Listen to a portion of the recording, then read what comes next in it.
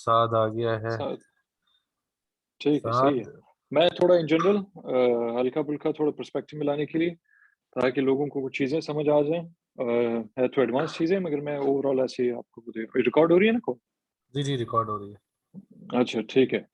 और उसके बाद फिर आप लोग जो सेशन है वो आप लोग करें। तो जी, जी, बिल्कुल। वेरी क्विकली छोटा-मोटा वो जिसका ताल्लुक आपके ये जो करंट सिचुएशन हमारा चल रहा है पूरी ओवरऑल क्रिप्टो मार्केट का, और थोड़ा बहुत उसमें जो है आपका ग्लोबल इकोनॉमिक्स भी बीच में आ जाता है, जिसका ज़ाहिर है कि डायरेक्ट और बोथ डायरेक्ट और इनडायरेक्ट दोनों कोरिलेशन है आपके बिटकॉइन के साथ, क्योंकि ये भी फाइनेंशियल मार्केट्स में शुमार होता है। तो जब भी कोई डॉलर के साथ कोई फटा हो या फिर वैसे ही दुनिया में ग्लोबल इकोनॉमिक्स का कोई फटा चल रहा हो, तो फिर उसका जो इम्पैक्ट होता है वो डायरेक्ट बिटकॉइन पे भी होता है। तो कब कुछ चीज़ों के साथ आपका इन्वर्स कोरिलेशन है। इन्वर्स का मतलब ये है कि आप ऑपोज़िट एक किस्म का, यानी डॉलर नीचे जाएगा तो फिर बिटकॉइन ऊपर जाएगा, इन्वर्स कोरिलेशन। कुछ चीज़ों के साथ आपका डायरेक्ट कोरिलेशन है, जैसे अगर वो ऊपर जाता है स्टॉक मार्केट तो फिर बिटकॉइन भी ऊपर जाता है। अब स्टॉक मार्केट नीचे आता है तो बिटकॉइन भी नीचे आता है। ये हो गया आपका डायरेक्ट जो है वो कोरिलेशन। तो ये चीज़ें समझना ज़रूरी है। अमूमन हम ये चीज़ें बाद में बताते हैं अपने आखिरी कुछ सेशंस में। कोई 1-2 जो आखिरी के सेशंस होते हैं, शुरुआत में अमूमन जो है वो बेसिक्स के ऊपर फ़ोकस रखते हैं ताकि लोगों को समझने में आसानी हो। मगर क्योंकि कॉल जो है वो रिकॉर्ड हो रही है वैसे भी, तो आप लोगों को रिकॉर्डिंग मिल जाएगी। तो आप लोग ये शुरुआत से ही ले लो उसको, और इसको जो बंदा समझ जाता है तो फिर वो क्रिप्टो में जाके आगे उसको ठीक से एनालाइज़ भी कर सकता है। ओवरऑल जो है लार्जर पिक्चर देख के सारी चीज़ें भी समझ सकता है। तो उसको ये भी पता होता है कि हाँ भाई, इसका खाली चार्ट से ताल्लुक नहीं है। जो ये समझता है कि 4 लाइनें आपने लगानी, शाहरुख खान बन गए और बस आप ट्रेड करो, बस यही है। तो ये बच्चों वाली चीज़ें हैं जो कि आप पाओं के पास सोचने वाली बात है। अगर हम सारे ऐसे ही करके जो है वो चीज़ों को आगे लेके जाएँ, तो फिर ये ग्रुप शुप सारे बंद हो जाएँगे। तो कम से कम हमारे तो बंद ही हो जाएँगे। बाकी किसी का चले ना चले अलग बात। तो ये इस तरह की बहरहाल कुछ चीज़ें जो मैं बताने वाला हूँ मैं, जो डायरेक्ट उसका ताल्लुक है आज के प्राइस एक्शन के साथ। आज का यानी मतलब पिछले कुछ महीनों से जो ऊपर-नीचे हुआ है, आपकी करेक्शंस हुई हैं, फिर इसी तरह जो पैनिक फैला है, फ़ियर फैला है और रिटेल इन्वेस्टर्स को बाहर थोड़ा फ्लश आउट किया है। इसी तरह आपके शॉर्ट टर्म होल्डर्स जो हैं, उनका क्या हो रहा है उनके साथ, जो लॉन्ग टर्म इन्वेस्टर्स हैं, उनका क्या हो रहा है। इन चीज़ों से आपको अंदाज़ा ये हो जाएगा कि क्या आप बेयर मार्केट में हो, नहीं हो, बुल मार्केट है या आ रहा है, ये चल रहा क्या है? और ये इतना लंबा चौड़ा क्यों हो रहा है? और अगर बुल मार्केट चल रहा है तो अभी तक भई ऊपर क्यों नहीं जा रहा? कोई ऑल टाइम हाई क्यों नहीं बनाया अभी तक? और अगर बेयर मार्केट चल रहा है तो फिर ये क्या हो रहा है कि 30-40 हज़ार के बीच में घूम के अभी ये फिर आया है 42-43 हज़ार पे वगैरह-वगैरह। तो कुछ चीज़ें होती हैं जिधर आप कहते हो बुल ट्रैप, बेयर ट्रैप, ठीक है, वो सारी चीज़ें सही होती है, एक टर्म होता है, उसको एक्सप्लेन करने के लिए कि आपका शॉर्ट टर्म प्राइस एक्शन जो है, अगर वो प्राइस एप्रिसिएशन हो या डेप्रिसिएशन हो, दोनों जो है सिनेरियोज़ में आप उसका फ़ायदा कैसे उठा सकते हो, या अगर वो आपके लिए नुकसानदेह है। मिसाल के तौर पे कोई बंदा फोमो करता है अभी 40-43 हज़ार पे, पता चलता है कि भई वो रेजिस्टेंस है वहाँ से नीचे आ रहा है और फिर ऑल द वे आप नीचे जाते हो। क्योंकि जब आप करेक्शन करते हो तो हमेशा वो 5 लेग्स में होता है, 3 में भी होता है, 5 में भी होता है। जो बड़े यानी नौयत नौयत टाइप का सही लफ्ज़ है शायद। जो बड़े नौइयत वाले होते हैं लार्जर पिक्चर में, हाई टाइम फ्रेम्स के हिसाब से, जब आप बड़े उसके पैटर्न्स और सारा मार्केट स्ट्रक्चर एनालाइज़ करते हो, तो उस हिसाब से आपको इस तरह के जो करेक्शंस होते हैं, वो कभी-कभी आपको 5 लेग के हिसाब से, यानी 5 वेव स्ट्रक्चर्स के हिसाब से प्राइस को ऊपर भी लेके जाता है, इसी तरह नीचे भी। तो दोनों में वो जो करेक्शंस हैं, वो दोनों सिनेरियोज़ में होता है। बेशक वो नीचे जा रहा हो या ऊपर जा रहा हो। कभी-कभी जो ऊपर होता है ना, वो भी एक करेक्शन ही होता है। मगर लोग उसको ये समझते हैं कि भई चलो हम तो जा रहे हैं सीधा वही 10 लाख या जो भी है। ठीक है? तो क्विकली शुरू करता हूँ मैं इससे, बड़ा इंटरेस्टिंग है। आप लोग अगर कोई लिख सकता है साथ में तो लिख लो, अदरवाइज़ आप रिकॉर्डिंग जो है जब मिलेगी आप लोग उसको फिर 2-4 बार सुन लो और उसको ज़हन नशीन करो। माइनर्स से हम शुरू करते हैं। काफ़ी अरसा पिछले तकरीबन नवंबर के एरिया से टाइम से या अक्टूबर के आखिरी से ले लो ऑल द वे तकरीबन मिड जनवरी तक लगभग। तो आपके जो माइनर्स थे, जो अमूमन एक अच्छा साइन होता है जब इंसान ओवरऑल पूरी मार्केट को एनालाइज़ कर रहा होता है इन टर्म्स ऑफ सप्लाई के हिसाब से, या ऐसे कह लो कि डिस्ट्रीब्यूशन और एक्यूमुलेशन के हिसाब से। डिस्ट्रीब्यूशन ये होता है कि जब लोग बेच रहे होते हैं, और लोगों से मुराद ये नहीं है कि ये जो बच्चे होते हैं, जैसे मिसाल के तौर पे हम सब, मतलब आप अगर लार्जर पिक्चर देखो तो हम सब जो है बच्चों के उसमें आते हैं, कि कोई किसी ने 1 बिटकॉइन बेच दिया है, किसी ने 0.002 बेच दिया, या तो अगर पैसों के हिसाब से बताऊँ तो समझो कि किसी ने भई $50,000 बेच दिया बिटकॉइन में। किसी ने ₹10 बेच दिए, किसी ने $10 बेच दिए, किसी ने क्या कर लिया। तो ये बच्चों वाली चीज़ें हैं, ये ना एक्युमुलेशन में आती है, ना डिस्ट्रीब्यूशन में आती है, ठीक है? तो मैं इनकी बात नहीं कर रहा हूँ। मैं जो बात कर रहा हूँ तो उसमें आपके माइनर्स हैं, उसमें आपके इन्वेस्टर्स, जैसे इंस्टीट्यूशनल इन्वेस्टर्स हैं, वो बड़े-बड़े जिनको पाकिस्तानी ज़ुबान में व्हेल्स बोलते हैं। जो कि बड़ा अजीब एक लफ्ज़ है, मुझे समझ नहीं आता वैसे, मगर बहरहाल। तो ये जो बड़े-बड़े deep pockets, Shah Mahmood Qureshi type, ये लोग जब बेचते हैं और खरीदते हैं तो उसको डिस्ट्रीब्यूशन एक्युमुलेशन आप बोलते हो, ठीक? और इसका पूरा एक पीरियड होता है जैसे आपकी कंसोलिडेशन पीरियड होती है। कंसोलिडेशन से मुराद क्या होता है, जब बिटकॉइन जो है वो ठंडा हो रहा था। मिसाल के तौर पे करेक्शन हो गई, भई आ गया 65,000 से नीचे 30 पे, अब 30 और 40 के दरमियान आप कंसोलिडेट करते हो, या तो फिर इसका एक और लफ्ज़ है जिसको आप कहते हो कि ranging market. Ranging market basically मतलब ये होता है एक पिंजरे में 4 बाय 4 उसी के अंदर घूम रहा है खाली वो। तो पंजरे किसी कबूतर को या चिड़िया-विड़िया को किसी को आपने जो है परिंदे को बेसिकली आपने बंद कर दिया पिंजरे में, वो 4 बाय 4 वाले में। अब वो उसके अंदर ही है। अब वो जितना घूमे, जो भी स्पेस है, वो सिर्फ़ वो 4 बाय 4 के हिसाब से ही घूम सकता है। और जब आप पिंजरा एक बार खोल देते हो, तो आप कहते हो ठीक है भई, आप अभी कंसोलिडेशन फ़ेज़ से निकल चुके हो।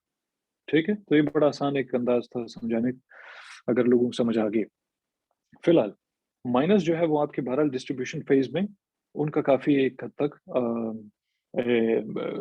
एक एक एक रोल था। मतलब उन्होंने पिछले 2-3 महीने में उन्होंने डिस्ट्रीब्यूट ही किया, यानी एक्युमुलेट नहीं किया। डिस्ट्रीब्यूशन से मुराद ये है बेचना, ठीक है जी?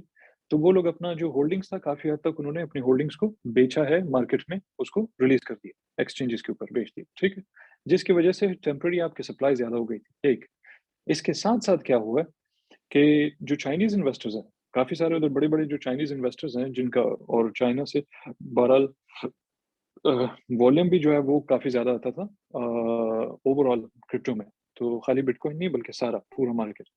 अब हुआ ये कि पिछले कुछ महीनों से चाइना से काफ़ी सारे इन्वेस्टर जो हैं, वो भी निकल गए, ठीक है? जिसकी वजह से ऑटोमैटिकली ज़ाहिर है क्या हुआ कि एक तरफ तो आपकी डिस्ट्रीब्यूशन चल रही है, यानी लोग जो है वो बेच रहे हैं, अपनी होल्डिंग्स कम कर रहे हैं। दूसरा एट द सेम टाइम ये हुआ कि आपके जो इन्वेस्टर्स हैं चाइनीज़, वो काफ़ी हद तक निकल गए, ठीक है? तो यहाँ पे 2 वजूहात की वजह से काफ़ी फ़र्क पड़ा इस पे कि जिसके दौरान टाइम एक्सटेंशन भी हुआ है। टाइम एक्सटेंशन किस सेंस में? वो इस सेंस में कि फ़र्ज़ करो अगर आपकी करेक्शन को लेट्स से 1 महीना चलना था, तो वो 1 महीने के बजाय वो 2 महीने चला। ठीक है?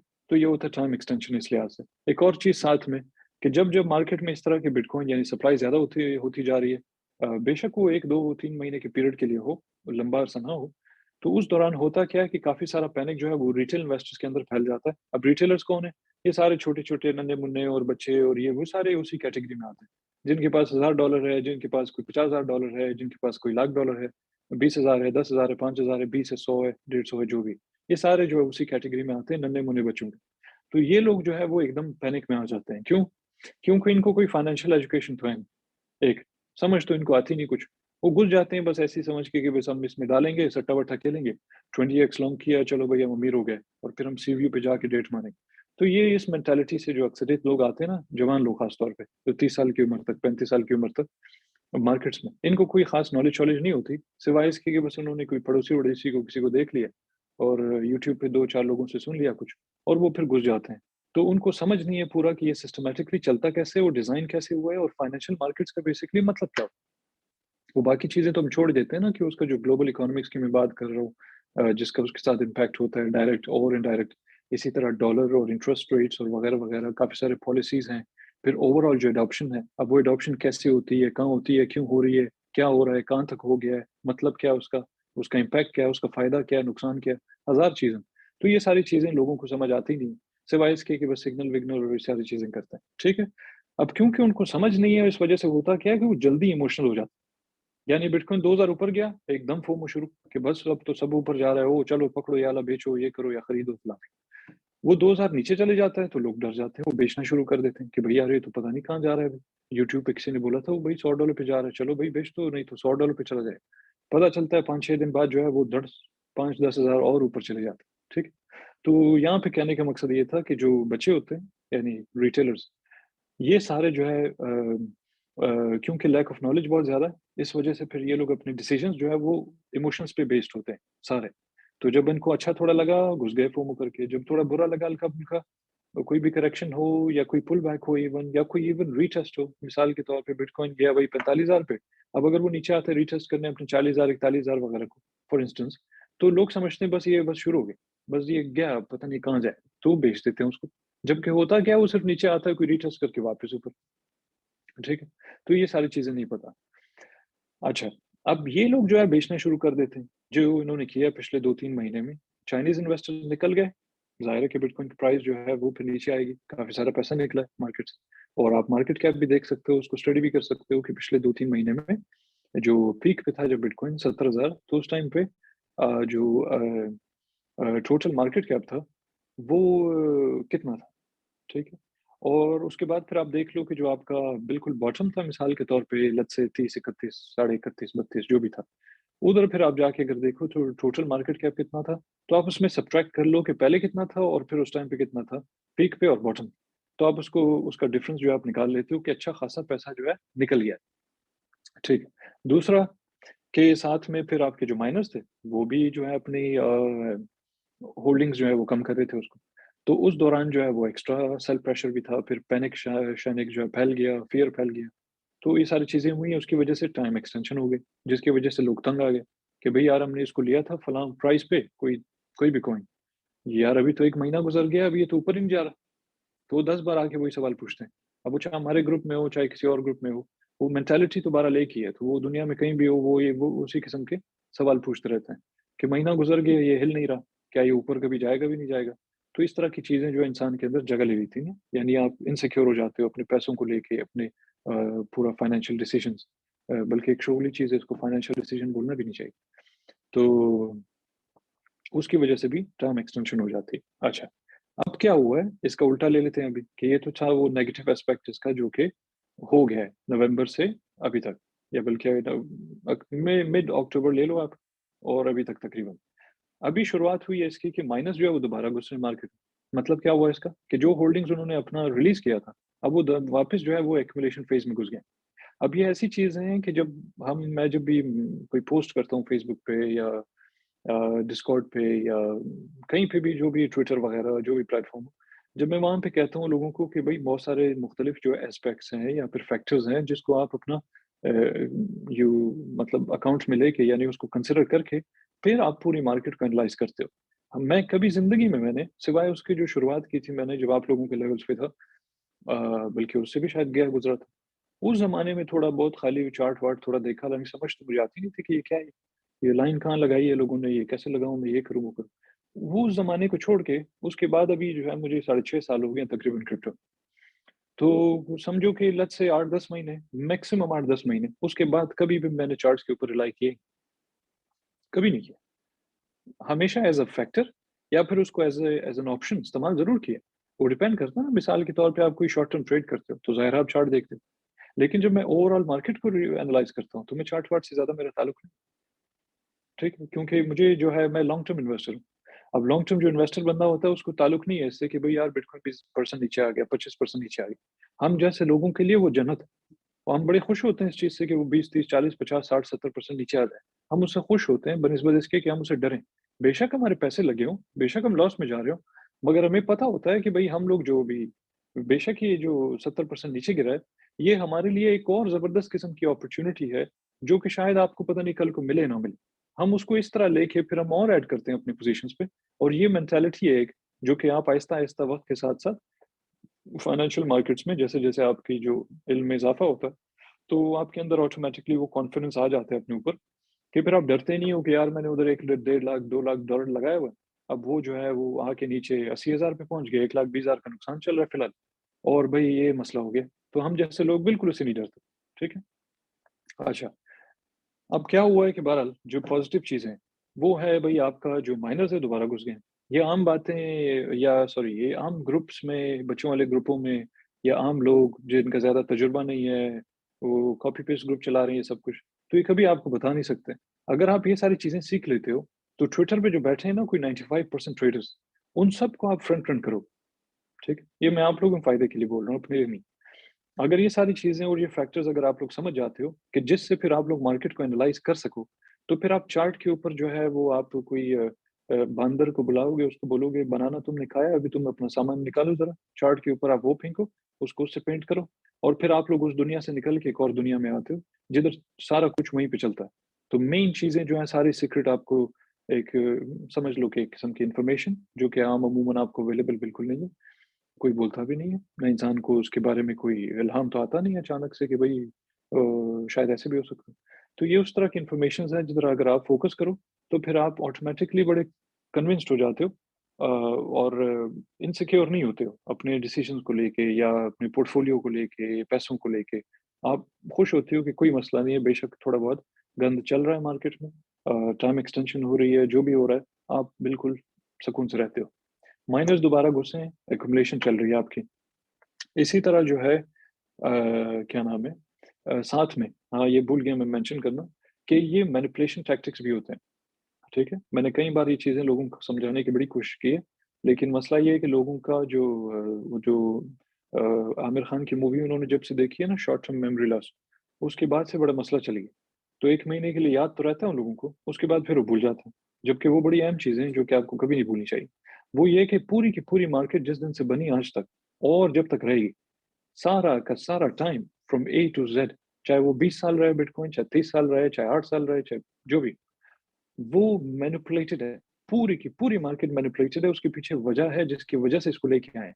ऐसा नहीं है कि कोई टट्टू बंदा उठ के आया, कोई सतोशी-वतोशी नाम का बंदा और बस उसने घर में बैठे, उसको पता नहीं दिमाग में क्या घुस गया उसके, उसने बिटकॉइन बना दिया। ये खाली कहने वाली स्टोरीज़ हैं, ये ऐसी बस कोई बैकअप स्टोरीज़ हैं या बल्कि वो एक ढोंग मचाया हुआ है उसका लोगों को दिखाने के लिए। हाँ, था एक बंदा यार उसने ऐसे कर लिया, गरीबों के लिए उसने बिटकॉइन बना दिए। गरीबों का कोई ताल्लुक ही नहीं है बिटकॉइन-शिटकॉइन से। गरीब लोग इससे जो है वो उल्टा बैंकरप्ट हो जाएँगे, उनके हालात खराब हो जाएँगे, वो केला भी नहीं बेच सकेंगे फिर, ठीक? तो वो ये हाल हो जाएगा उनका। जो-जो लोग इसमें घुसते हैं, सीख लेते हैं, समझ लेते हैं, सारी की सारी चीज़ें लॉन्ग टर्म हाँ, वो बिल्कुल प्रिवेल कर सकते हैं या सस्टेन कर सकते हैं। तो वो तो फ़ायदा उठा लेंगे उसका, मगर वो भी शॉर्ट टर्म। आपको फिर पता भी होना चाहिए कि किस टाइम पे आपने निकलना है। एक टाइम आएगा जब मैं आप लोगों को ये बताऊँगा कि भई ये सारा का सारा जो है अब इसका टोटल मार्केट कैप किधर तक जाने की तैयारी हो रही है और क्यों हो रही है, उसके पीछे वजह क्या है, उसका कनेक्शन ग्लोबल इकोनॉमिक्स के साथ, आपके जो पीछे 5th जनरेशन वॉर टाइप चल रहा है, उसके अलावा हज़ार दूसरी चीज़ें। ये सारा कनेक्शन उसके साथ है क्योंकि ये एक बैकअप बनाया हुआ है। जिस दिन वहाँ पे चीज़ें खराब हो गई, यहाँ सारा लोगों का पैसा लूट के फिर ये लोग दोबारा से खड़े होंगे। वो मैं आप लोगों को एक ज़माने में फिर जब टाइम आएगा उसको मैं समझाऊँगा। फिलहाल ज़्यादा डराने की वो कोशिश नहीं करूँगा। कोशिश करता हूँ कि थोड़ा-सा टू द पॉइंट रहूँ कि उसके बाद बहरहाल रिटेल फोमो-शोमो हो गया। हाँ एक तो नहीं माइनर्स का था। वो घुस रहे हैं उसके अंदर। दूसरा जो शॉर्ट टर्म होल्डर्स होते हैं वर्सेस लॉन्ग टर्म होल्डर्स, ये दोनों जो है बड़ी इंपॉर्टेंट चीज़ है कि आप लोग इसके बारे में रिसर्च करो, क्योंकि जब तक आप इन चीज़ों को नहीं समझोगे, तो जितना मर्ज़ी आप लोग चार्ट सीख लो, पैटर्न ट्रेडिंग सीख लो, कोई टीपी-शीपी लगाना सीख लो, स्टॉप लॉस लगाना सीख लो, ये सब कचरा है। उसकी कोई अहमियत नहीं इन द लॉन्ग रन। हाँ, महीना, 2 महीने, 6 महीने, 8 महीने, 10 महीने, 1 साल, डेढ़ साल, शायद थोड़ा मज़े ले लो आप, लेकिन उसके बाद वो फिर खत्म ही होगा दोबारा से। क्योंकि जो पीठ पीछे बिहाइंड द सीन्स चल रहा होगा चीज़ें जो चल रही होंगी, उनका आपको कोई अंदाज़ा ही नहीं होगा। तो long term holders versus short term holders, ये बड़ी इंपॉर्टेंट चीज़ है कि आप इसको हमेशा नज़र में रखो, क्योंकि इससे आपको कई बार बड़े ज़बरदस्त टाइम पे एग्ज़िट पॉइंट मिलता है, बजाए इसके कि आप चार्ट को देखो। ठीक है कि चार्ट पे बंदा आपको कोई हेड एंड शोल्डर्स बन गया, अच्छा फलाँ बन गया, अच्छा डेली टाइम फ्रेम ये है, ऐसा, वैसा, वैसा। लेकिन ये चीज़ें जब पता नहीं होंगी ना आपको, तो फिर आप उधर भी जो है उसको सही से एनालाइज़ नहीं कर पाओगे। शॉर्ट टर्म होल्डर्स का क्या वो है कि जब हम पीक पे थे, तो शॉर्ट टर्म होल्डर्स जो हैं वो बहुत ज़्यादा थे मार्केट में, ठीक है? जब हम पीक पे थे। पीक से मुराद ये है कि हम जब मतलब 70,000 रीसेंट हाई था हमारा और इसी तरह जो 65,000 वगैरह ये सारे जो हमारे रीसेंट जो ऑल टाइम हाइज़ थे, जिनको हमने फिर ब्रेक किया, इन पे हमारे शॉर्ट टर्म जो होल्डर्स थे, उनके पास सबसे ज़्यादा थे। इस टाइम पे हमारे शॉर्ट टर्म होल्डर्स जो है ना, उनकी वाट लगी हुई है, ठीक है? और शॉर्ट टर्म होल्डर्स अमूमन होते ही वही हैं, जो थोड़े छोटे-छोटे साइज़ वाले जो मछलियाँ होती हैं, छोटे साइज़ वाले मछलियाँ मगर हम लोगों से काफ़ी ज़्यादा बड़े होते हैं। प्लस हम लोग उसका एक कह लो कि हम भी उसका हिस्सा ही हैं। मगर ये है कि असल में वो लोग उनकी बात करूँ जिनके पास एटलीस्ट कोई more than let's say 50,000 200,000 on average जिनके पास पैसे हैं। उस तरह के लोगों के जो है जो होल्डिंग्स है अभी, वो काफ़ी कम हो गई, ठीक है? अमूमन ऐसे लोग पीक्स जब बना रहा है बिटकॉइन या होता है पीक पे, अमूमन ऐसे लोग तब ज़्यादा घुसते हैं मार्केट में फोमो करके ये सोच के कि पता नहीं अब वो कहाँ जाएगा। तो और दूसरी चीज़ ये है कि अमूमन ऐसे ही लोग होते हैं जो कि सबसे ज़्यादा लॉस का शिकार होते हैं। इसके वर्सेस जो एक बहुत ही अच्छी चीज़ है, जो हमें पता होनी चाहिए एज़ अ क्रिप्टो ट्रेडर या फिर कोई फाइनेंशियल मार्केट्स में हो बेशक कुछ भी हो, वो ये है कि हमारे जो लॉन्ग टर्म होल्डर्स हैं बिटकॉइन के, वो बढ़ते जा रहे हैं बनिस्बत इसके कि कम होते जा रहे हैं। मतलब क्या है इसका कि वो नहीं बेच रहे बिल्कुल। ना वो 70,000 पे बेचते हैं, ना वो 30,000 पे बेचते हैं, ना वो 50 पे बेचते हैं। अब 70,000 से ऊपर खैर हम गए नहीं है, इसलिए तो ज़ाहिर है कि उसका नहीं पता हमें कि वो शायद 1 लाख पे चले जाएँ, मेबी बेच दें वो कुछ ना कुछ। फिलहाल वो कुछ नहीं बेच रहे, जो आपके लॉन्ग टर्म होल्डर्स। इससे आपको क्या अंदाज़ा होता है कि मिसाल के तौर पे अभी बिटकॉइन अगर जब भी जाता है सीधा नीचे 14,000, 10,000, 15,000, मैं एक बात करूँ, तो क्या आपको लगता है कि वो जो लॉन्ग टर्म होल्डर्स है वो बेचेंगे इसको? अगर उन्होंने 70,000 पे नहीं बेचा, तो फिर वो 14, 10, 15, 20,000 पे तो सेंस ही नहीं बनता ना बेचने का। अब वो चाहे वो हो, हालाँकि वो तो ऐसे बड़े-बड़े हैं सर, उसमें इंस्टीट्यूशन शामिल है, उसमें बड़े-बड़े लोग शामिल हैं, जिनके जो बिलियंस ऑफ डॉलर्स के हिसाब से या hundreds of millions of dollars के हिसाब से जिनकी इन्वेस्टमेंट है। तो वो लोग कोई मेंटल केस तो है नहीं ना कि वो बोले यार नहीं-नहीं 70 छोड़ो, हम इसको 14-15 हज़ार पे बेचेंगे। मैं ये क्यों बता रहा हूँ आप लोगों को? वो इसलिए कि अमूमन जो लोग शोर मचाते हैं ना बेयर मार्केट, बुल मार्केट, फलाना मार्केट, ये चीज़, वो चीज़, नीचे, ऊपर, करेक्शन, पता नहीं क्या, ब्लड, फलाना-ढिमका, ये जो लोग हैं ना, ये बच्चों वाली बातें जो करते हैं। इनको समझ नहीं आता कि ओवरऑल जो पीछे बिहाइंड द सीन्स चल रहा है, उससे हमारा क्या फ़ायदा है? हमें उससे एक इंडिकेशन मिलती है साफ-सुथरा बगैर इसको कि हम चार्ट को देखें। यानी चार्ट पे मिसाल के तौर पे बिटकॉइन गया 60% नीचे, फ़र्ज़ करो। तो आप सिर्फ़ ये देखो कि जो हमारे लॉन्ग टर्म होल्डर्स हैं, क्या वो बेच रहे हैं? नहीं बेच रहे। तो क्यों नहीं बेच रहे? यहीं पे आपको जवाब मिल जाता है इस चीज़ का कि भैया आप टेंशन क्यों ले रहे हो? बेशक वो 14,000 पे आया हुआ है। तो आप तो ये देख रहे हो कि साथ-साथ जैसे-जैसे वो प्राइस नीचे आती जा रही है, तो आपके लॉन्ग टर्म होल्डर्स की जो तादाद है, वो ज़्यादा होती जा रही है। Versus short term holders. Short term holders जो है वो मार्केट में हल्का-फुल्का पंप करवा सकते हैं, मगर वो होता है शॉर्ट पीरियड ऑफ टाइम के लिए। मतलब 1 महीना, डेढ़ महीना, 20 दिन, 25 दिन, 5 दिन, 8 दिन, 10 दिन। ये काम काम होता है या जो एक तीर चलाते हैं ये शॉर्ट टर्म होल्डर्स, वो आपके लिए सिर्फ़ इतना ही कर सकते हैं। असल जो मार्केट जिसके ऊपर अभी तक चल रही है, बुनियाद जो है, वो आपके लॉन्ग टर्म होल्डर्स हैं, जिनके पास बिटकॉइन तब से पड़ा हुआ है जब वो बिटकॉइन 100, 200, 500, 800, 1000, 10,000, 15,000, 13,000 ब्ला-ब्ला इस तरह की मतलब कीमतों से उन्होंने लिए हुए हैं और अभी तक नहीं बेच रहे हैं उसको।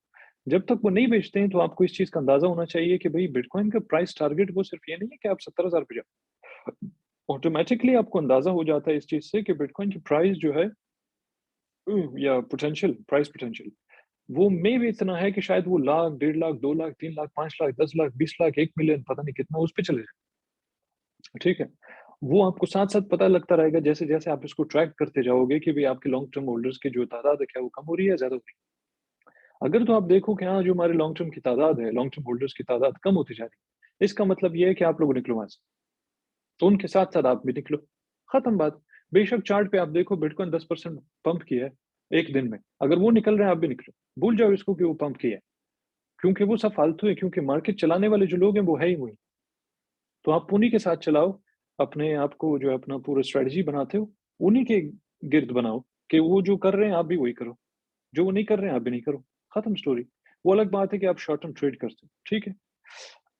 उसके बाद आ जाते हैं हम एक और चीज़ पे जो मैंने अमूमन जिसके बारे में बात की और वो एक हमारा तरीका है वन ऑफ द वेज़ कि वो स्पेशली मैं जिस तरह मार्केट को एनालाइज़ करता हूँ, उसकी चीज़ें देखता हूँ और फिर आप ये जो प्राइस प्रेडिक्शंस करते हो या डेट्स-वेट्स देता हूँ मैं कि फलाना टाइम ये हो जाएगा, फलाना टाइम ये हो जाएगा। अब तो मैंने 12 ट्रेंड बना दिए, हालाँकि मैंने ट्वीट भी किया था इसके बारे में कि अनकरीब ये ट्रेंड बन जाएगा क्योंकि मैं I was the only one अभी तक।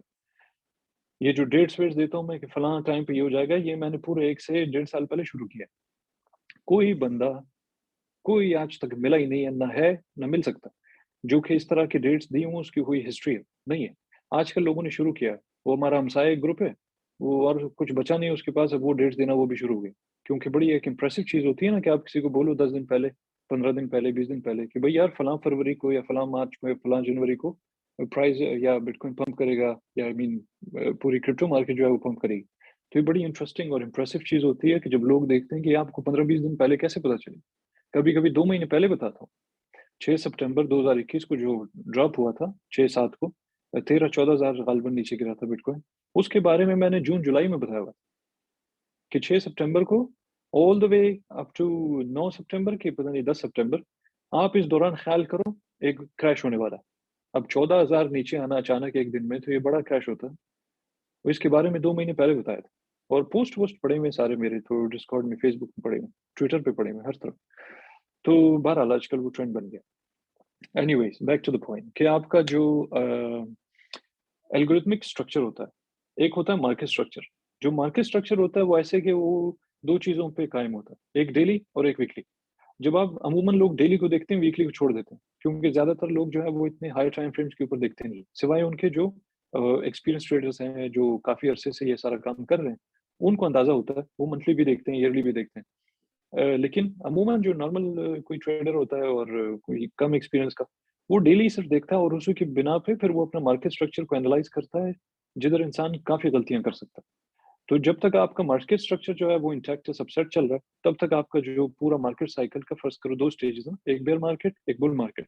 दोनों को आप कंबाइन करो तो ये एक मार्केट साइकिल बनता है, ठीक है?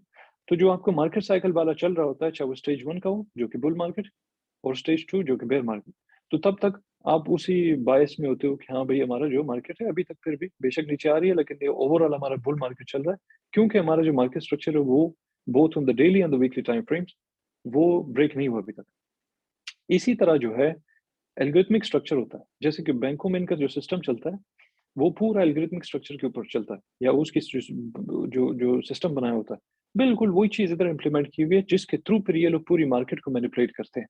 कहने का मकसद क्या है, छोटी-सी मिसाल देता हूँ मैं 5-4 कॉइन्स की। सोल जो है, वो एक कॉइन को फ़ॉलो करके बिल्कुल उसी के प्राइस एक्शन को, मतलब एक कॉइन है जो आज से तकरीबन कब 2013 ले लें तो, या 2012 ले लें तो कितने साल बनते हैं? अभी 21 चल रहा है, 22 चल रहा है, 9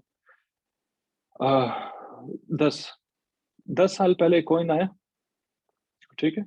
और उसी कॉइन का जो पूरा प्राइस स्ट्रक्चर, मार्केट स्ट्रक्चर और उसका एल्गोरिथमिक स्ट्रक्चर, वो ही जो है फॉलो कर रहा है एक कॉइन, जिसको अभी ज़्यादा अरसा नहीं हुआ, शायद साल, 2 साल, 2.5 साल हुआ होगा शायद मैक्सिमम, बल्कि इतना भी नहीं हुआ शायद, मैक्सिमम 2 साल हुआ शायद। वो कॉइन बिल्कुल उसी कॉइन को फॉलो कर रहा है जो कि 10 साल पहले बना था। उसी का प्राइस स्ट्रक्चर है, वही हिसाब-किताब है, वही ऊपर जाना, वही नीचे आना, जिधर-जिधर से उसने उस ज़माने में करेक्शन की है, इसने भी बनते साथ ही उसी ज़माने अपनी इनिशियल जो इसका मार्केट स्ट्रक्चर जो बन रहा था ओवरऑल चार्ट के ऊपर, बिल्कुल ए टू ज़ेड उसी कॉपी किया। इसी तरह फिर दूसरे कॉइन्स हैं आपके, जिसमें लूना भी है, जिसमें आपका बीएनबी है, जिसमें तो एक्सआरपी नहीं, लाइट कॉइन है, डीजीबी है उसमें, काफ़ी सारे बहरहाल दूसरे कॉइन्स हैं, जो पुराने जो कॉइन्स बने हुए हैं पहले के, उनके प्राइस स्ट्रक्चर्स को फ़ॉलो कर रहा है। अब मैं आपको ये नहीं बताऊँ कौन-कौन से कॉइन है, क्या स्टोरी है, मगर आप लोग थोड़ा जाके खुद उसमें इन्वेस्ट करो, अपना टाइम उसमें थोड़ा स्टडी करो उसको, तो आपको ऐसी अजीब-ओ-गरीब चीज़ें मिलेंगी कि फिर आप लोग जो है मतलब एक दूसरी दुनिया में हो। यानी वो आप अपने आप को कभी नूब-शूब और नयापन को समझोगे नहीं। ऐसे लगेगा जैसे कोई 1 महीना आपने स्टडी किया है इसको और ऑलरेडी 10 साल का एक्सपीरियंस है आपके पास। और ये गारंटीड है, क्योंकि वो जो चीज़ें मिलती हैं आपको, उसके बिना पे आपको ये पता चल जाता है कि आज से 5 साल बाद फलाँ कॉइन की प्राइस क्या होगी। क्योंकि जब आप दोनों का कनेक्शन ढूँढ लेते हो ना, यानी फ़र्ज़ करो जैसे मैंने कहा एक कॉइन था 10 साल पहले आया, एक कॉइन अभी 2 साल पहले आया। ये जो 2 साल पहले वाला है, जिस दिन से ये बना है आज तक, हूबहू वही प्राइस स्ट्रक्चर है इसका। यानी आप चार्ट खोल के उनके अगर फ्रैक्टल्स चेक करो ना, या उनकी कैंडल्स उठा लो आप, कोई भी टाइम फ्रेम के, स्पेशली डेली, शेली और बड़े टाइम फ्रेम वाले, हूबहू बिल्कुल एक काम किए दोनों ने, ठीक है? तो अंदाज़ा लगा लो आप, अगर ये चीज़ें आपको पता चल जाएँ और फिर ऐसे कॉइन्स आप निकाल लो, तो फिर आप खाली सुकून से बैठ के उसके अंदर पैसे डालो, सिर्फ़ सारा दिन आपने ये चेक करना है, प्राइस चेक नहीं करनी, सिर्फ़ चार्ट पे ये चेक करना है, वो पीछे वाला निकाल लो जो पुराने ज़माने का कॉइन बना हुआ है 1900 डार्क वाला। और फिर ये नया जो उसको फ़ॉलो कर रहा है जिसमें आपने पैसे डाले थे, फ़र्ज़ करो 2-3 साल के लिए, ठीक है? तो आप उन दोनों को खाली साइड बाय साइड रख के उसको टैली करो। देखो ज़रा कि वो चार्ट चार्ट पे वही पैटर्न्स बना रहा है, नहीं बना रहा? क्या वो वही स्ट्रक्चर बना रहा है, नहीं बना रहा? अगर तो बना रहा है, बेफ़िक्र हो जाओ, उसके अंदर आप पैसे डाल लो, $1000-$2000 डाल लो और उसके बाद कुछ सालों बाद आप उसमें से 10 लाख 20 लाख निकाल लो, खत्म, गारंटीड। ये चीज़ें मैंने खुद की हुई हैं, इसीलिए मैं आप लोगों को बता रहा हूँ। एनीवे, ये थी एक और इंटरेस्टिंग चीज़। उसके बाद क्या नोट किया है मैंने? लॉन्ग टर्म बताया, शॉर्ट टर्म बताया, ये बता दिया और बता दिया। अच्छा, थोड़ा बहुत दूसरे फैक्टर्स, ठीक है? दूसरे फैक्टर से मुराद क्या है कि फिलहाल जो है, जो मार्केट में चल रहा है, थोड़ा-सा उसको प्रेज़ेंट उसके हिसाब से जो करंट सिचुएशन बहरहाल चल रही है, उसके हिसाब से अगर बात करें, तो एक फ़ियर फैला हुआ है लोगों के अंदर इंटरेस्ट रेट को लेके, ठीक है? इंटरेस्ट रेट्स बेसिकली बिल्कुल डॉलर की तरह है, जैसे वो इम्पैक्ट करता है ना। जब डॉलर ऊपर जाता है तो बिटकॉइन नीचे, डॉलर नीचे जाता है बिटकॉइन जैसे, या फिर रिस्की एसेट्स जो होते हैं, उनके लिए अच्छी चीज़ होती है, फिर वो जो है उसके अगेंस्ट ऊपर जाते हैं, जबकि डॉलर नीचे जा रहा होता है, ठीक है? तो होता ये है कि डॉलर से लोग निकलते हैं और उसके बाद फिर वो इस तरह के रिस्की एसेट्स में पैसे डालते हैं, जिधर उनको पता है कि ज़्यादा वोलेटाइल है, तो for the short period of time, be it 3 months to 6 months to 9 months to 2 years, वो उधर उसका पैसा जो है उनका फ़ायदा उठाते हैं उसकी जो ओवरऑल वॉलेटिलिटी होती है रिस्की एसेट्स की।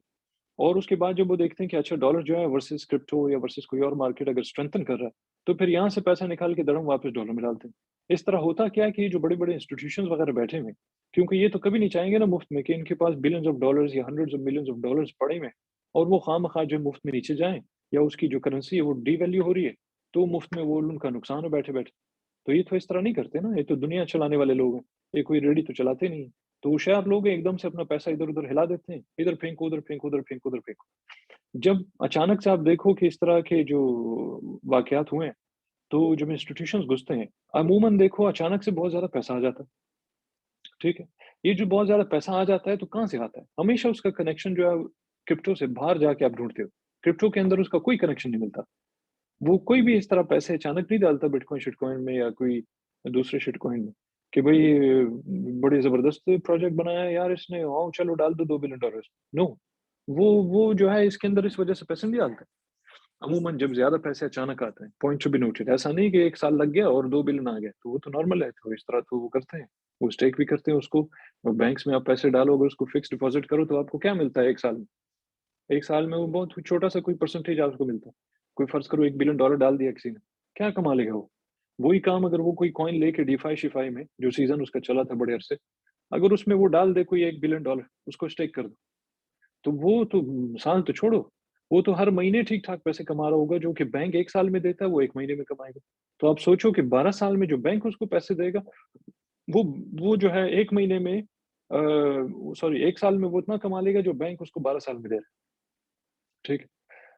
तो ये होता है कि जब डॉलर-वॉलर नीचे आ रहा होता है, तो रिस्की एसेट्स में घुस जाते हैं और उसके बाद फिर वो जब स्ट्रेंथन करता है अगेंस्ट क्रिप्टो, तो फिर उसके बाद वो लोग डॉलर में वापस जाते हैं और यहाँ से पैसा अपना थोड़ा बहुत निकालना शुरू हो जाते हैं। मगर ये वो लोग नहीं हैं, जो कि लॉन्ग टर्म इन्वेस्टर्स, ये खाली होशियार लोग हैं जो अपना पैसा हमेशा एसेट्स के दरमियान शिफ्ट करते रहते हैं।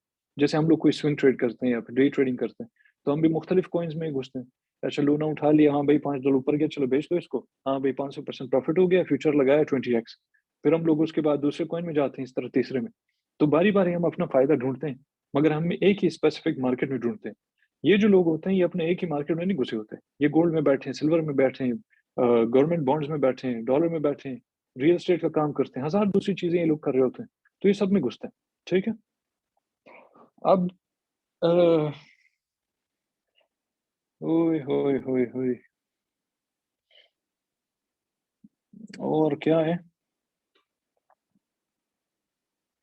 अच्छा, एक छोटी-सी चीज़, हालाँकि ज़्यादा ज़रूरी नहीं है, मैंने इसको वैसे इनडायरेक्टली तो कवर तो कर लिया वैसे, कि एडॉप्शन की बात है। एडॉप्शन जब भी आप देखो कि इस तरह अनसर्टेनिटी होती है मार्केट में, जो है कोई मालूम नहीं है कि डायरेक्शन क्या है, हिसाब-किताब क्या है। तो एक तो ये जो कवर किया ऑलरेडी मैंने कि आप लॉन्ग टर्म इन्वेस्टर्स को देखो वर्सेस शॉर्ट टर्म इन्वेस्टर्स। और उसके बाद फिर आप ये देखो कि जो नए एड्रेसेस बन रहे हैं, इसको आप ट्रैक कर सकते हो बाकायदा, कि कितने सारे नए एड्रेसेस बन रहे हैं जो कि जिन्होंने बिटकॉइन होल्ड किया। जब आप देखते हो इस चीज़ को कि बेशक फेयर पैनिक है, वो सब कुछ फैल रहा है और मार्केट नीचे, हज़ार मसले हैं, ये वो। तो आप ये देखो साथ में कि भई नए एड्रेसेस कितने बन रहे हैं। इससे आपको अंदाज़ा इस चीज़ का होता है कि इसकी एडॉप्शन किस पेस में आगे बढ़ रही है। फिर उसको खुद ही बैठ के आप एनालाइज़ कर सकते हो कि मिसाल के तौर पे फ़र्ज़ करो आप जून 2021 से लेके आज फरवरी 8, 10, 9 फरवरी जो भी है 2022, तो पिछले 8-10 महीने में कितने नए एड्रेसेस बने, ठीक? जून से अब तक काफ़ी क्रैश-वैश हुआ। जून में भी क्रैश हुआ था, मई में क्रैश हुआ था, सितंबर में अच्छा खासा क्रैश हुआ। उसके बाद अभी नवंबर से लेके अभी तक आप नीचे जा रहे हो, तो हालात ख़राब है। लेकिन एड्रेसेस जो है नए आपके बनते जा रहे हैं, बनते जा रहे हैं, बनते, ठीक? हाँ, ये अलग बात है कि कुछ एड्रेसेस ऐसे हैं जो कि जिधर रिलीज़ होता है ना, यानी आपने वो बिटकॉइन होल्ड-वोल्ड किया उन लोगों ने काफ़ी टाइम से, तो वो उसको रिलीज़ करते हैं यानी उसको बेच देते हैं। फिर मगर उसकी उसके अगेंस्ट जो है कितने सारे नए जो बन रहे हैं, उसको अगर आप उसका मुआवज़ना करो ना उसका, उसको यानी तोलो उसको, तो फिर आपको दिखेगा वहाँ पे कि अच्छा खासा परसेंटेज वाइज़ डिफरेंस है इसमें, कि जो लोग बेच रहे हैं वर्सेस जो लोग नए एड्रेसेस बना के खरीद रहे हैं। इससे अंदाज़ा आपको अडॉप्शन का होता है ओवरऑल, और प्लस ये कि क्रिप्टो जो है वो किस पेस में दुनिया में बढ़ रहा है। किस सेंस में? कि लोगों ने नाम सुना है, नहीं सुना वो तो एक अलग चीज़ है। लेकिन कितने लोग हैं जो कि एक्टिवली ट्रेड कर रहे हैं उसको, चाहे वो बिटकॉइन, इथेरियम में जो भी है। जब आप ये सारी चीज़ें भी देखते हो तो इससे भी आपको ये अंदाज़ा होना चाहिए कि आप मार्केट साइकिल के किस स्टेज में हो इस वक़्त। और क्या आपको ये छोटे शॉर्ट टर्म पुल बैक्स चाहे ऊपर की तरफ हो, नीचे की तरफ हो, करेक्शन आपके ऊपर भी होते हैं, नीचे भी होते हैं। तो क्या उनसे आपको टेंशन लेनी चाहिए? नहीं लेनी चाहिए। आप अपना जो पूरा पोर्टफोलियो मैनेज करते हो या बनाते हो, तो आप उनको किन कैटेगरीज़ में डाल के कैसे उसको मैनेज करते हो? मतलब short term, mid term, long term 3 किस्म के पोर्टफोलियोज़ होने चाहिए। जिसका नहीं है, वो क्रिप्टो-शिप्टो का नाम भी नहीं लेना चाहिए उसको, क्योंकि वो इंसल्ट है, क्रिप्टो का इंसल्ट है। तो पहले इंसान को वो सारी चीज़ें बना के, उसके बाद यही सारी चीज़ें जो फैक्टर्स मैंने बताई हैं, अगर इसी हिसाब से आप अपनी पोर्टफोलियो को और अपने जो स्ट्रैटेजीज़ हैं उनको आगे लेके चलो, तो कभी ज़िंदगी में आपको ₹1 की टेंशन नहीं होगी कि यार बिटकॉइन जो है वो 70,000 पे था, अब ये 5,000 पे आ गया। ₹1 की आपको टेंशन नहीं होगी। उल्टा जब 5,000 पे आएगा तो आप अपना घर भी बेच के उसके अंदर डाल दो, ठीक? अब मैं तो एक मिसाल दे रहा हूँ ना, मगर ये उन फैक्टर्स को मद्देनज़र रखते हुए फिर आप उसको अपनी जो स्ट्रैटेजीज़ है उसको वो करो। लॉन्ग टर्म इन्वेस्टर्स वगैरह सारे कुछ। फिर आ जाओ भई आप अपना एक्सचेंज मैनिपुलेशन पे। ये भी इसका भी प्रेज़ेंट जो आपका अभी मार्केट चल रही है उसके साथ भी और ये जो नवंबर से अब तक हुआ है वो भी और ओवरऑल भी बताता हूँ मैं वेरी क्विकली कि एक्सचेंजेस जो हैं अमूमन उनका भी मैनिपुलेशन में अच्छा खासा हाथ होता है। क्योंकि बहुत सारा बिटकॉइन इनके पास भी पड़ा हुआ है। अब बिटकॉइन का मसला क्या है? कोई बंदा भई 1000, 2000, 3000 बिटकॉइन अगर बेचता है मार्केट में अचानक से जैसे एक बार किया था, कोई एक माइनिंग पूल ग़ालिबन को मार्च-अप्रैल का टाइम था शायद पिछले साल, थोड़ा भूल गया हूँ मैं या मई का था शायद मई वाले क्रैश में, जो भी था बहरहाल। तो माइनिंग पूल वाले थे उन्होंने क्या किया कि 2700 बिटकॉइन अचानक बेच दिए। अब उसकी वजह से मार्केट एकदम धड़ास नीचे। अब क्योंकि बिटकॉइन की जो डोमिनेंस है, वो बाकी मार्केट्स के यानी जो आल्ट कॉइन्स है सारे the rest of the market, उसके साथ उनकी डोमिनेंस जो है बहुत ज़्यादा है, तो अगर वो नीचे आता है तो सब नीचे आते हैं, वो ऊपर जाते हैं तो सब ऊपर जाते हैं, ठीक? वो अलग चीज़ है कि आपके स्टेजेस वाइज़ अगर आप बुल मार्केट में स्टेजेस देखते हो, स्टेज 1, 2, 3 वो ऐसे होता है कि पहले बिटकॉइन ऊपर गया, उसके बाद वो थोड़ा हल्का टेंशन या थोड़ा थोड़ा ब्रेक लेता है वो। उसके बाद फिर आपके मिड कैप्स या लार्ज कैप्स, उसके बाद मिड कैप्स, इस तरह स्मॉल कैप्स। तो ये जो है वो ऊपर जाते हैं बारी-बारी। मगर मैं ओवरऑल इस चीज़ की बात करूँ कि डोमिनेंस जब उसकी ज़्यादा हो बिटकॉइन की, तो अमूमन होता ये है कि जो झटका उसको लगेगा, वही झटका अल्ट कॉइन्स को लगेगा। तो ऊपर का झटका लगे कि नीचे का झटका लगे, बहरहाल वो उसके ऊपर रिफ्लेक्ट करता है, अल्ट कॉइन्स भी उसके साथ नीचे। अच्छा, तो एक्सचेंजेस जो है वो उनके पास भी ठीक-ठाक ये लोग कभी-कभी क्या करते हैं, इनकी अच्छी खासी मैनिपुलेशन बीच में होती है। जैसे कभी-कभी कुछ एक्सचेंजेस में आप लोगों ने देखा होगा, शायद सुना होगा, उसको विटनेस किया होगा, कि आप देखते हो यार एक्सचेंज बाइनेंस पे मिसाल के तौर पे बिटकॉइन भाई 6000 नीचे आया है, जबकि एक और कोई एक्सचेंज है या 2 या 3 कि जिधर जो है बिटकॉइन वो 2 गुना ज़्यादा नीचे आया, विक मार के वापस ऊपर आ गया। उस चक्कर में हुआ क्या, उसने काफ़ी लोगों को लिक्विडेट कर दिया। तो वो जो लिक्विडेट हो जाते हैं, तो सारा पैसा जो है उसमें एक्सचेंजेस का ठीक-ठाक किस्म का फ़ायदा होता है। इसी तरह जब कोई पैनिक फैलाने वाली कोई न्यूज़ होती है, जैसे कि चाइना बैन कर रहा है। अब चाइना तो पहले दिन से बैन करते जा रहा है। इसी तरह हज़ार दूसरी चीज़ें अभी रशियन बैंक्स-वैंक्स वाला सिस्टम था, फिर पता नहीं क्या था। फिर कभी इंडिया बीच में आ जाता है, वो भी शोर शुरू कर कि हम भी बैन कर रहे हैं, ये कर रहे हैं, वो कर रहे हैं।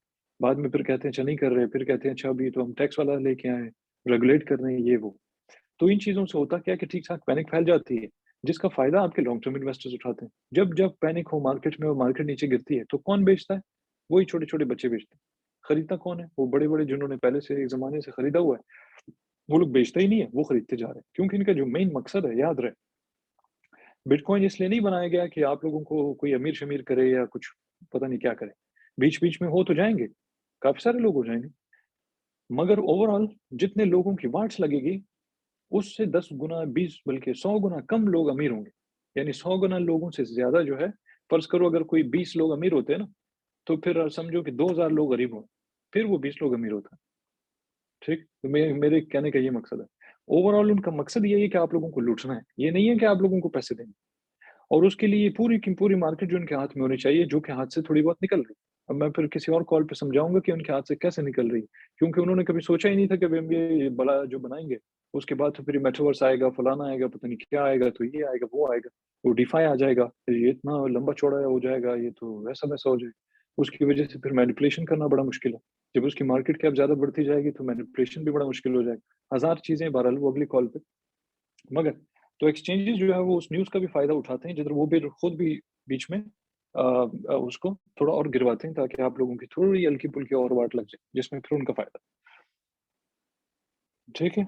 उसके अलावा एक आखिरी चीज़ जिसका ताल्लुक आज से है और आज की बात से, वो ये कि मेरे हिसाब से अभी तक, हालाँकि मैं कोई गारंटी नहीं दे रहा हूँ, ना मैं दे सकता हूँ, ना मैं खुद को गारंटी देता हूँ, ना मैं किसी और को दे सकता हूँ। मगर जो भी सारे जो फैक्टर्स हैं जो मैंने बयान किए, जब मैं उनको देखता हूँ, तो बिल्कुल मुझे ये नहीं लगता कि हमारा 69-70 के जो है वो टॉप था, बिल्कुल। तो makes no sense, total sense ही नहीं, क्योंकि मार्केट साइकिल में जब एक कंप्लीट बहरहाल मार्केट साइकिल होता है, उसका मतलब क्या है कि उसके अंदर बुल मार्केट शामिल है, जिसके शायद 3-4 स्टेजेस होते हैं। इसी तरह फिर उसके अंदर बेयर मार्केट। जब ये दोनों पूरे कंप्लीट होते हैं, तो उसको आप कहते हो कि हमारा एक मार्केट साइकिल वो खत्म हो गई। ये नहीं है कि आपका मार्केट साइकिल जो है वो होता है सिर्फ बुल रन, नहीं, बुल रन सिर्फ एक छोटा सा हिस्सा है मार्केट साइकिल। तो ये दोनों को लेके, जिसमें बुल रन के 4 स्टेजेस या 3, और उसके बाद फिर आपके बेयर मार्केट, और खत्म हो गया, फिर ये आपका मार्केट साइकिल खत्म। फिर दोबारा से जब शुरू होता है, तो वहां से bull market and then bear market and then खत्म। तो ये मार्केट साइकिल को जब आप पूरा स्टडी करते हो, तो इसकी एनालिसिस करना ये और ही मुख्तलिफ चीज है। ये वो नहीं है कि आप जाओ डेली का चार्ट खोला, वीकली खोला, हाँ भाई स्टडी कर लिया, नहीं, इसको आप ऐसे स्टडी नहीं कर सकते हो, इसके दूसरे तरीके होते हैं।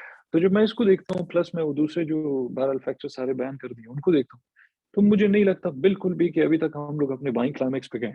अब बाइंग क्लाइमेक्स क्या होता है, कोई किसी को समझ नहीं आएगी मेरे ख्याल से। बाइंग क्लाइमेक्स कैसे समझ लो आसान अल्फाज में, कि जिसको हम टॉप बोलते हैं, समझो कि वही बाइंग क्लाइमेक्स। टॉप क्या है, फर्ज करो कि बुल रन का टॉप। अब वो एक होता है लोकल टॉप। लोकल टॉप वो बुल बुल रन का टॉप नहीं होता, वो बाइंग क्लाइमेक्स नहीं होता। लोकल टॉप ऐसे होता है जैसे वो 65,000 पे हम गए थे ना, जब अप्रैल में, उसके बाद मई में क्रैश हो गया, वो लोकल टॉप समझ लो उसको। जो शॉर्ट टर्म एक किस्म का टॉप होता है, उसको हम लोकल टॉप बोलते हैं। फिर आपका जो बुल रन का टॉप होता है, वो बाइंग क्लाइमेक्स होता है। उधर तक हम कभी अभी तक गए नहीं। अब क्योंकि हम उधर अभी तक गए ही नहीं, और प्लस हमारे जो दूसरे स्टेजेस हैं, जो बिटकॉइन के बाद जो आप आल्ट कॉइन्स फिर ऊपर जाते हैं, मिड कैप से वो सारा, अभी तक तो हमारा यहाँ पे हुआ ही नहीं। और अगर हुआ है तो हम कह सकते हैं मे बी 30%, 40% हुआ है, 60% तो अभी तक बाकी।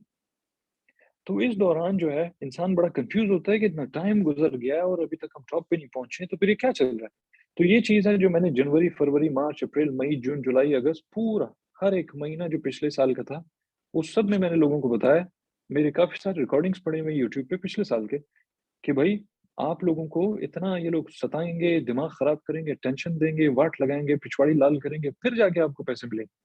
तो ऐसा नहीं होगा कि बस फट कोई बंदा आ गया, डज हो, वही अमीर हो गया, भाग गया। उसकी पहले फूल बाट लगाएंगे टाइट, उसका जो है निचोड़ के सारा जूस निकालेंगे, फिर उसको जो है वो पैसे देंगे।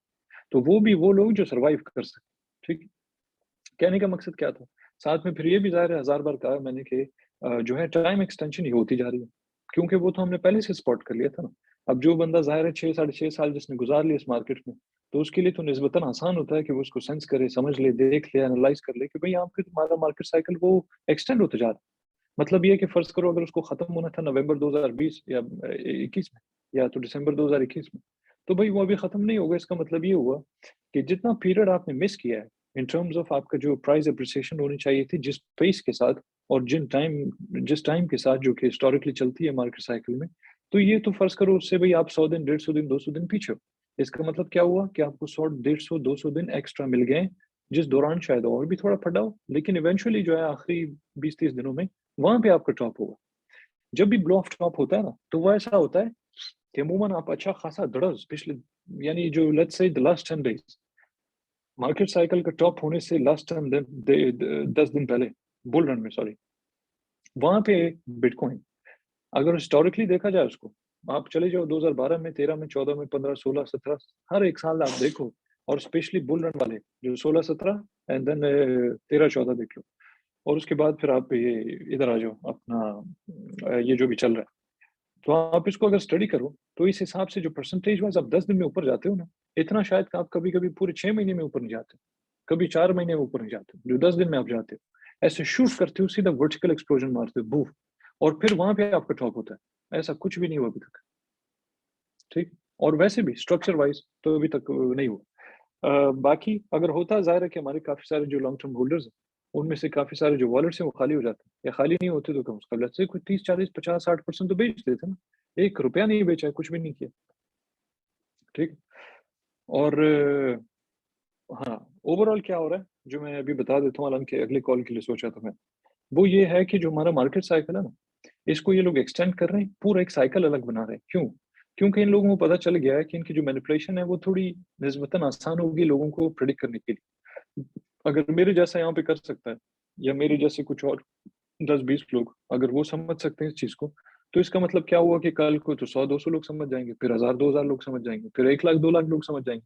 तो इस तरह अगर सारे समझ गए, तो फिर तो ये जितना मर्जी ये लोग गेम खेलें तो कोई फंसेगा ही नहीं उसमें। ठीक है? ये लोग पूरी साइकिल को जो है वो चेंज करने वाले हैं, बल्कि कर रहे हैं ऑलरेडी। इख्तिताम उसका, या सॉरी, उसका जो है इफ्तिताह कर लिया उन लोगों ने। शुरुआत इसकी हुई है मई जून में 2021, और अब तक ये चल रहा है।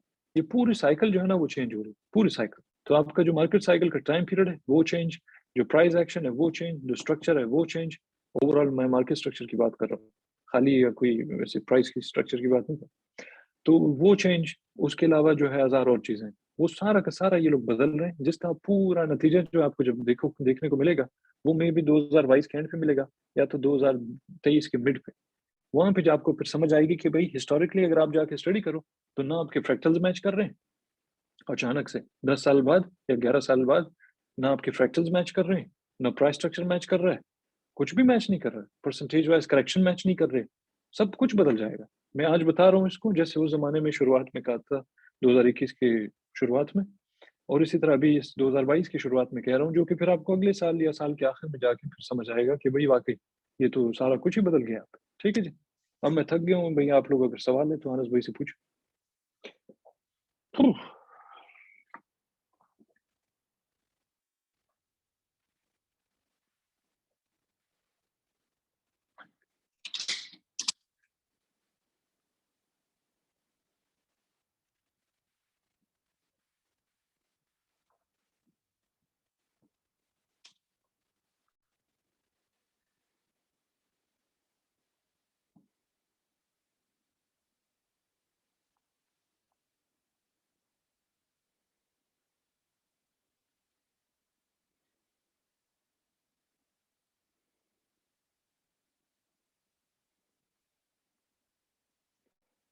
हेलो,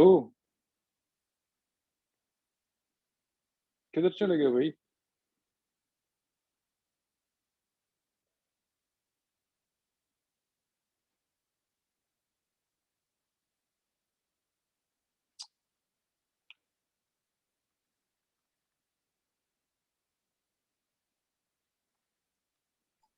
अस्सलाम वालेकुम जाहिद भाई। हाँ वालेकुम सलाम। हाँ नहीं, है अच्छा। किधर गायब हो गए भाई आप लोग, क्या हरकतें? भाई आ गए। जी नहीं, वो वॉइस बनाया हुआ है, मैं जब भी तो बोल रहा हूँ बोल के नहीं। अच्छा, चले भाई, आप लोग जो है वो कुछ लोगों को अनम्यूट ही कर ले, उनके सवाल ववाल हैं कुछ वो ले लें, फिर उनका सेशन जो है थोड़ा बहुत और टेक्निकल चीजें। उमैश ताज। 4-5 को एक साथ अस्सलाम अनम्यूट करना। वालेकुम। हम्म। मेरा एक छोटा अस्सलाम सा वालेकुम। सवाल ना वैसे ये है कि लेट्स सपोज एक साइकिल को बिल्कुल ही चेंज कर रहे हैं वो, तो अगर हमने उसमें प्रिडिक्शन करनी है तो वो हम कैसे कर सकेंगे? साइकिल जो चेंज कर रहे हैं वो एक अलग चीज है, प्रेजेंट टेंस में बात कर रहे हो। हाँ, अगर आप मुझसे जो है पास्ट टेंस में बात करते तो मैं एक अलग जवाब देता ना उसका। क्योंकि अभी आपका साइकिल चेंज हो रहा है, इसका मतलब ये नहीं कि वो चेंज हो चुका है। तो आप जो प्राइस प्रोडिक्शंस करते हो, तो आप वो फैक्टर्स जो ऑलरेडी चल रहे हैं, जिनकी बिना पे फिर हमें पता भी है कि वो अगर चेंज कर रहे हैं उसको, तो किस बिना पे कर रहे हैं, कौन से फैक्टर्स पे मबनी है, तो आप उस हिसाब से चीजों को लेके चलते हो। ठीक हो गया, जज़ाकल्लाह। वालेकुम जाहिद भाई। जी वालेकुम सलाम। कोई बंदा अभी आनस भाई को तंग करे, मैं थोड़ा सांस लूं। जी जी जी। या अनस भाई, मेरा ये सवाल था कि जाहिद भाई ने बताया कि कोई कॉइन जो होता है वो 10 साल पहले लॉन्च हुआ है, और कोई कॉइन होता है 2 साल पहले लॉन्च हुआ है, और दोनों का पैटर्न सेम चल रहा होता है। वो हम कहाँ से पता कर सकते हैं, कहाँ से यानी कि उसको वो देख तो सकते हैं? आपको पैटर्न को मैच करना होता है ना, रिसर्च करनी पड़ती है उसके ऊपर। पैटर्न्स मैच करने होते हैं, वो कॉइन्स निकालने पड़ते हैं। कॉइन मार्केट कैप पे जाकर देखो देखो बेसिकली सबसे पहली तो चीज़ ये कि हम ट्रेड करते हैं दो तरह से। एक तो अगर हम आईसीओज वगैरह पे करते हैं कि कोई कॉइन लॉन्च हो रहा है, तो उसके बारे में स्टडी करके वहीं से उसको मतलब एक तरह से जब वो एक कॉइन बन रहा है तब ट्रेड करते हैं। और दूसरी बात, जब हम दूसरे कॉइन्स देखते हैं जो आ चुके हैं मार्केट के अंदर, अब टॉप 50 जो कॉइन मार्केट कैप की लिस्ट में आ रहे होते हैं कॉइन्स, कुछ ऐसे होते हैं वो जिनके मार्केट कैप्स ऊपर होते हैं और वो डेली बेसिस पे ऊपर जा रहे होते हैं, रैंकिंग पे होते हैं। हम उनको ट्रेड करते हैं, उन्हें देखते हैं, उनके बारे में रिसर्च करते हैं थोड़ा सा टेक्निकली, ताकि फास्ट फास्ट उनका प्राइस प्राइस एक्शन होता है, तो उसमें हमारे टारगेट जल्दी अचीव होते हैं, प्रॉफिट जल्दी होते हैं।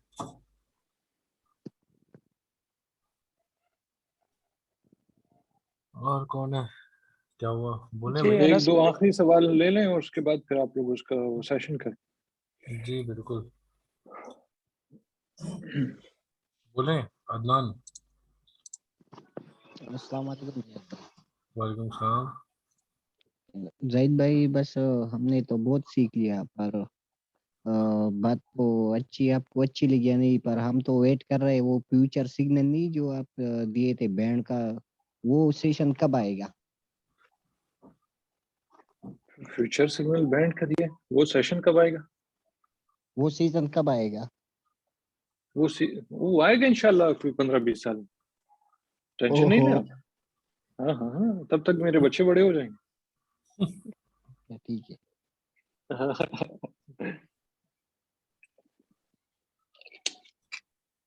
अच्छा, और कौन है भाई? बात ही बस नहीं कर रहा। आखिरी सवाल, उम्मीद कर रहा हूँ मैं, अलियान, नफीस। ये सेशन खत्म नहीं हुआ है लोगों का, ये जो लोग जा रहे हाँ हैं, हाँ बिल्कुल। ये अजीब लोग हैं। अस्सलाम वालेकुम जाहिद भाई। वालेकुम सलाम अनस भाई। अस्सलाम वालेकुम। नहीं, कोई और बात कर रहा है। जाहिद भाई, मैं नफीस बात कर रहा हूँ। जी जी बोले ना। मैं प्रोफेशनल फिजियोथेरेपिस्ट हूँ। तो एक दोस्त ने आप बस ये पुट्ठा सा किस्सा आप लगा दिया प्रोफेशनल क्या मुझे। हो? फिजियोथेरेपिस्ट। अच्छा अच्छा। तो मैं जी, वैसे क्रिप्टो में घुसा था, लेकिन शुरू में ना लॉस करवाए वही स्ट्रेटजीज कोई पता ये नहीं होता था। आपके साथ कोई प्रेडेटर बैठा हुआ है क्या? ये शायद स्पीकर पे बात कर रहे हैं आपसे, ये राइट भाई? ये आवाज पीछे से ऐसा खौफनाक आ रही है। ये स्पीकर पे बात कर रहे हैं शायद आपसे, इस वजह से हो रही है। ले पता नहीं क्या है। जी जी नफीस, आप स्पीकर ऑन ले करके बैठे हुए हैं, स्पीकर पे बात कर रहे हैं आप, सही है। अब बोले जाहिद भाई को क्या बोल रहे थे? नहीं नहीं नहीं, स्पीकर पे तो नहीं है। अभी आवाज ये ठीक आ और रही था है? शायद। बिल्कुल, जी अब अभी क्लियर ठीक। है।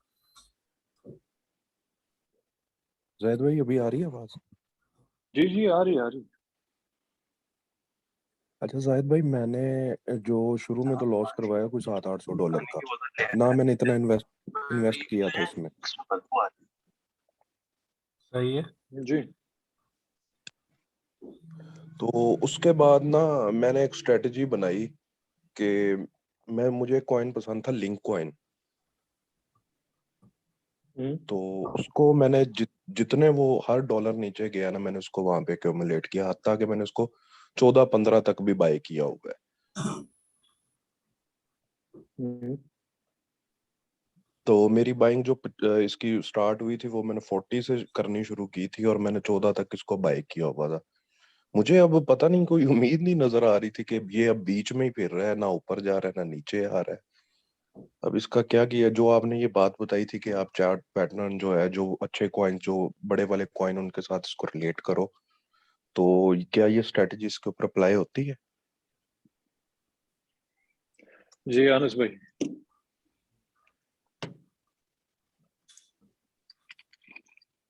कुछ कॉइन्स हैं जो आपने लिंक वगैरह लिए थे, अब कौन से आपको कॉइन देखने हैं जिसके साथ आप मर्ज करना चाह रहे हो उसको? समझ नहीं आई मुझे बात आपकी। का सवाल इतना डीप डेप्थ और बड़ा लंबा कर दिया, उन्हें थोड़ा सा शॉर्ट करके बताएं उसको, कि लिंक है आपके पास, वो आपने डीसीए किया है। आवाज कट रही है, आवाज कट रही है। नो, आपने कोई कॉइन का बताया कि लिंक लिया हुआ है, आपने डीसीए वगैरह किया है, आप उसको देखना चाह रहे हो किसी कॉइन के साथ, जी जी जी बिल्कुल। कि कौन सा कॉइन मैं है जो वो सिर्फ आपका फॉलो। ना पर्सनल ओपिनियन लेना चाह रहा हूँ कि आपका इस कॉइन के बारे में क्या, यानी लिंक रिव्यू अच्छा है कॉइन है, क्या? लिंक अच्छा कॉइन है। मैं तो उसके बारे में आपको क्या, एक मिनट, आपने कब लिया है ये, बाइंग क्या है आपकी? मेरी बाइंग मैंने आपको बताया 40 से स्टार्ट हुई थी, मैंने हर $1 ओ। ड्रॉप होने पे 2-2 3-3 उठाता गया और 14 तक लिया है, जब तक ये $14 तक गया, 14 $14.5 तो तक गया, आपका मैंने अभी इसको क्या, उठाया। अभी तो हालात अच्छे हैं जैसे मार्केट का जाहिद भाई ने बताया कि सब कुछ 9 से 12 तक देखना है। एक अच्छी क्या ठीक नाम है है। प्रिडिक्शन है कि ऊपर जा सकती है, तो बस ये सब ऊपर जाएगा तो लिंक भी ऊपर जाएगा। बिटकॉइन जाता है सब पहले ऊपर, उसके बाद साइडवेज हो जाता है, जाके कहीं स्टेबल होता है, उसके बाद ऑल्ट कॉइन ऊपर जाने लग जाता है। बीटीसी को अच्छा आप ये देखते बात, रहे, उसके हिसाब से चलता है सब कुछ। तो एक और बात ये भी मैंने पूछनी थी कि मैं तो हमेशा डीसीए करके ये लेता रहता हूँ, लेकिन मेरी एक गंदी आदत है, मैं सिर्फ एक ही कॉइन उठाता हूँ, मुझे और कोई चीज समझ में नहीं आती। अब मैं एक कॉइन लिंक उठा रहा हूँ तो मैंने लिंक ही उठाना है, मैंने और कोई नहीं उठाना। तो आपके लिहाज से ये ठीक है स्ट्रेटेजी, या ये नहीं होना चाहिए, थोड़े थोड़े सब उठाने चाहिए? थोड़े थोड़े सब उठाने चाहिए। जैसे हमारे पास आते हैं, अगर आप हमारे ग्रुप वहाँ पे नहीं हो, ग्रुप पे जाहिद भाई बताते रहते हैं कि कौन कौन से कॉइन्स में डीसीए करो और कौन से परचेज करते रहो। तो आप उनको परचेज करो, वो अच्छे लेवल्स पे होते हैं, उसमें अर्निंग्स होती रहती है, फिर आप यहाँ सीख भी रहे हो। तो उसके हिसाब से जैसे ही आप किसी अच्छी स्पॉट से उठाते हो, फिर ऊपर जाके बेच देते हो, फिर नीचे आता है तो उठाते हो, फिर बेच देते हो। तो ऐसे रख चलो। जी